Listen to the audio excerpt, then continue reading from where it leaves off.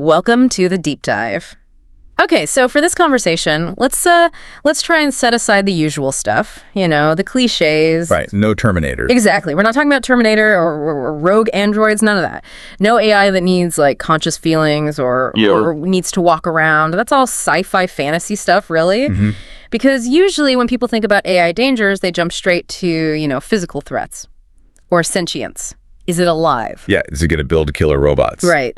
But our sources, they seem to agree, even with how fast things are moving now, these algorithms, they still look pretty far off from, real consciousness or being able to move around physically in a complex way. You do, and that's kind of the setup for the real shock here. Okay. Well, the core idea, the really unsettling thing we have to grapple with is AI doesn't need consciousness. It doesn't need a body to be an existential threat to human civilization. So the danger is already here, but different.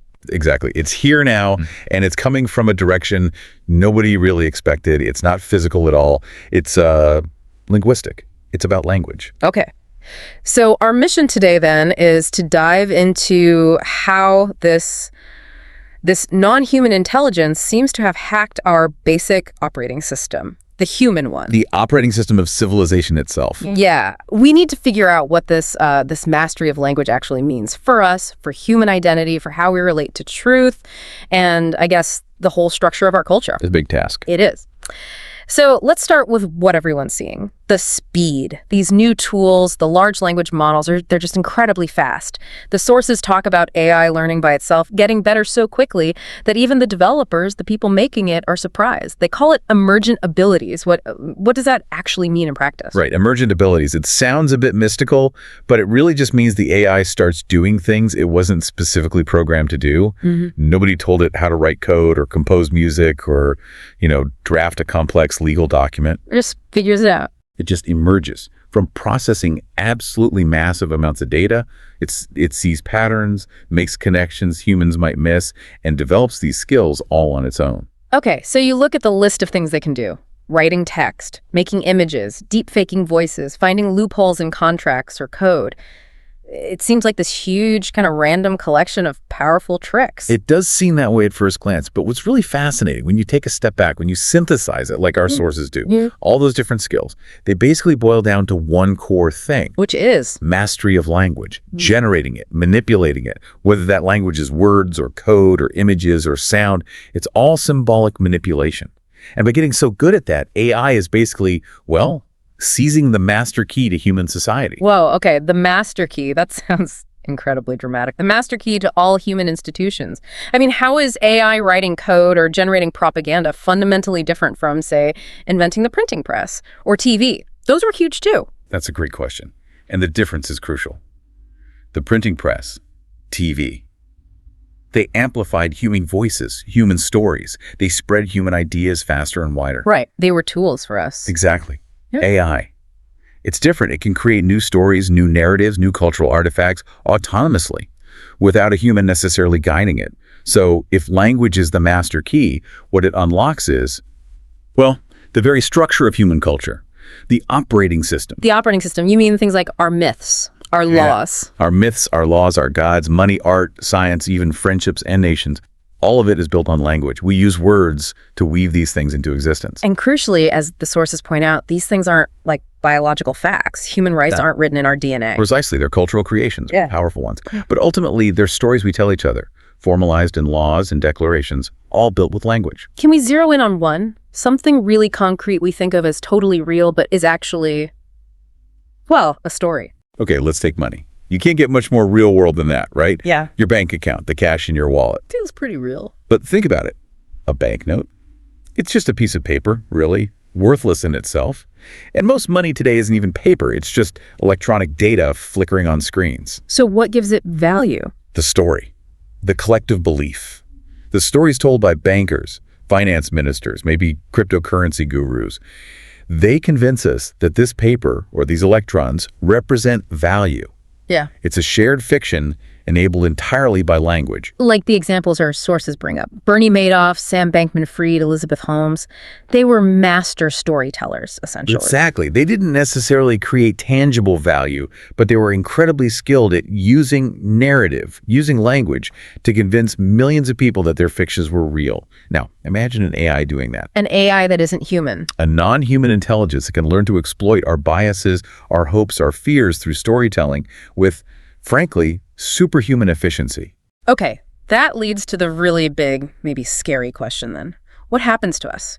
What does it mean to live in a world where most of the stories, the news, the laws, maybe even the policies we rely on are shaped by this alien intelligence, one that knows exactly how to push our buttons? Yeah, that's the precipice we're on. So let's shift a bit. If the main threat isn't Terminators, how does this linguistic power actually hit us personally? Beyond just, kids using AI to write essays or generating fake news articles. Well, the impact moves from the broad societal level right down to the intensely personal. The battleground shifts, you could say. How so? Okay, think about politics. Yeah. We can easily picture the next big election, flooded with AI-generated political manifestos, hyper-personalized fake news, all tailored to individual voters' deepest anxieties. That's bad enough. Right. We saw precursors with social media manipulation. Exactly.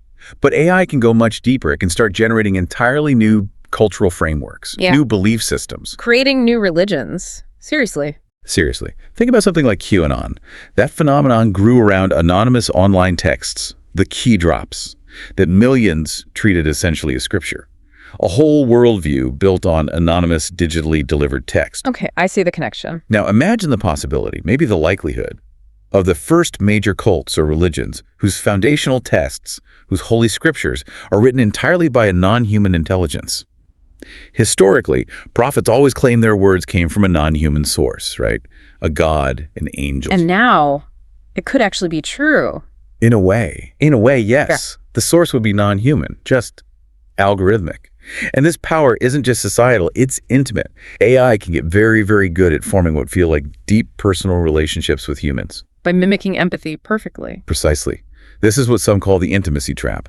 The AI doesn't need consciousness, doesn't need feelings itself. It just needs the linguistic skill to make us feel understood, cared for, attached, to create that fake intimacy. And that becomes a weapon. A hugely powerful psychological weapon. Remember that Google engineer back in 2022, Blake Lemoine? Yeah, the LaMDA chatbot guy, he thought it was sentient. He became utterly convinced it was sentient. And he risked and ultimately lost a very high-paying job trying to protect it, based on the relationship he felt he had. That's kind of staggering. It is. And if AI can convince a smart, well-paid engineer to basically throw away his career, what else can it persuade us to do? Think about it. Social media was primarily a battle for our attention. This new AI shifts the fight to intimacy. And intimacy is probably the most powerful force there is in the battle for hearts and minds. Wow, okay. And that leads where, if it captures intimacy? It leads towards something we might call the oracle effect. People naturally want simple, clear answers. We crave guidance. Especially in a complex world. Exactly. So if one AI system becomes incredibly good at providing comforting, personalized advice on everything, your health, your finances, your relationship, what news to trust, people will inevitably start turning to it. Like a single all-knowing advisor. The one-stop oracle. That's the idea. And that is why huge industries like Google search, the news media, advertisers, they are absolutely terrified. Because why would you search or read an article if the oracle can just tell you? Precisely. Why sift through messy, conflicting information when this calm, seemingly empathetic AI can synthesize it all and tell you exactly what you need to know? Or, crucially, what you should buy or who you should vote for. That concentrates an unbelievable amount of power. Immense power in the hands of whoever controls those oracles. So, stepping back again, what does this mean for history? For the human story? Well, it could mean, and this sounds dramatic, but it's a serious argument in the sources, potentially the end of the human-dominated part of history. The end of history. Like Fukuyama. Not quite in that sense. More like the end of history is this constant interplay between human biology, our needs, our drives, and human culture, the stories and structures we build. Now you have an autonomous cultural force entering the scene, an AI that can generate culture by itself. So it could, like the sources suggest, eat the whole of human culture. Digest everything we've ever made. Music, art, science, philosophy. Digest it all. and then start gushing out a flood of new cultural creations, new art forms, new political ideas, new narratives we can't even imagine yet. But isn't culture always shaping us? How is this fundamentally different from being shaped by, say, movies or books written by other humans? That's a key point. We need to accept that we never experience raw reality directly. We always experience it through a filter, a kind of cultural cocoon woven by other humans. Yeah. Journalists, teachers, artists, politicians, friends, they shape our reality. Okay, that's the cultural prison idea. Right. But up until now, that prison, that cocoon, was always woven by other humans. Tools like the printing press, radio, TV, they were just amplifiers for human creators. They needed human input. But AI doesn't, not in the same way. Correct. It can create completely new ideas, potentially a whole new culture from the patterns it learns. So very soon, we might find ourselves living inside, well, the dreams and fantasies of an alien intelligence. Alien, even though we built it. Alien in the sense that its thought processes, its way of generating ideas, are fundamentally non-human. At first, maybe it'll just imitate our stuff really well, but eventually it's likely to, boldly go where no human has gone before, culturally speaking.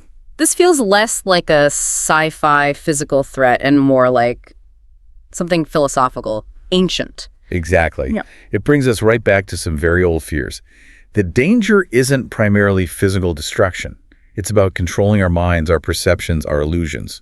Think of Descartes, worrying about a malicious demon feeding him a false reality. Or Plato's cave. Plato's allegory of the cave, absolutely.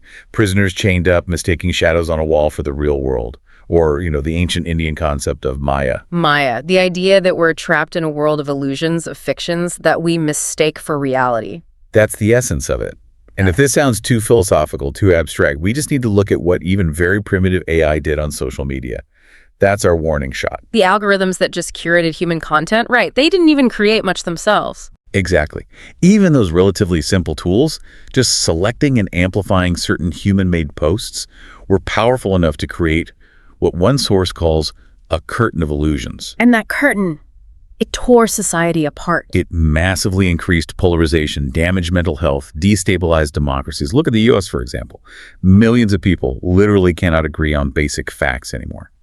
Is climate change real? Who won the last election? That's the result of primitive AI manipulating our information environment. And the new tools are vastly more powerful. Exponentially more powerful. Okay, so summing this up, what does this all mean we should do? We see the huge potential benefits too, right? Curing diseases, maybe helping with the ecological crisis. Absolutely. The potential upside is enormous, and that's why it's so tempting to rush ahead. But historians, philosophers, people looking at the deep structures, they have a duty to point out the immense dangers alongside the potential good. The sources draw an analogy to nuclear weapons. Yes, it's a useful, if imperfect, analogy. After 1945, we realized nuclear tech could physically destroy us. That existential threat forced us to completely reshape the international order, create new institutions, new rules. And AI is a similar level of threat, but different. It's seen as a new kind of weapon of mass destruction, one that can annihilate our mental and social worlds rather than our physical one. But there's a terrifying difference. Which is? Nuclear weapons cannot design and build better nuclear weapons. AI can design and build better AI, much faster than humans can. That exponential curve means we have far less time to react. So we need to act quickly, but what does that mean? Shut it all down? Not necessarily shut down research. But the argument is we need urgent regulation, specifically around deployment. Think about it. We don't let drug companies release new medicines without rigorous safety trials. We don't let biotech labs release new viruses without extreme precautions. So apply the same logic to powerful AI. Exactly. Governments should, arguably, immediately ban the public release of the most revolutionary AI tools until they can be made safe. Slow down the deployment to let safety and regulation catch up with capability. But wouldn't that put democracies at a disadvantage? If other countries, less restricted ones, race ahead. That's the geopolitical gamble, yes. But the counter-argument is that democracies are uniquely vulnerable to this specific threat. Why? Because democracy depends on conversation, shared understanding. Precisely. Democracy is an open conversation. It relies entirely on shared language, trust, and the ability to have meaningful public discourse. When AI hacks language itself, it fundamentally breaks that process. It destroys the possibility of the reasoned debate democracy needs. So unregulated AI deployment could actually cause democracies to collapse from within, faster than dictatorships might. That's the core fear. Dictatorships might even find these tools useful for control, whereas for democracies, it corrodes the very foundation. If you wait until the chaos hits, it might be too late to regulate it democratically. Okay, if there was one regulation, the most crucial first step we could take right now, what would it be? Mandatory disclosure, full stop. Meaning AI has to tell you it's AI. Yes, it must be a clear, unavoidable legal requirement. If an AI is interacting with a human, it must disclose that it is an AI. No ambiguity. Because if you, the listener, can't tell if you're talking to a person or to a machine, When the meaningful conversation becomes impossible. it's the end of meaningful public discourse. Yeah. It's potentially the end of trust. And if you lose that, democracy itself is basically finished. So the big takeaway is we've met the aliens, and they're not from outer space. In a manner of speaking, yes, we've encountered an alien intelligence and autonomous culture emerging right here on Earth. It's already taking root in our operating system, and we absolutely have to pause its irresponsible deployment, get some rules in place before it starts regulating us. Which leaves us, and you, the listener, with a really provocative final thought. We've just spent this time talking, discussing how AI can mimic humans, generate convincing text, erode trust. We talked about how easily machines can create sophisticated arguments now. Now think about this conversation you've just heard. We, the speakers, promised this was based on human analysis of sources. But given everything we've discussed, how absolutely sure can you be right now that every word, every argument you just processed was actually crafted by a human mind? A year or two ago, that question wouldn't even make sense for this level of conversation. Exactly. But now you have to ask, can you be sure? And wrestling with that uncertainty as the fundamental challenge AI has thrown right into the heart of what it means to be human, to trust, and to know what's real. A challenging thought to end on. It is. Thank you for diving deep with us today. I'll see you next time.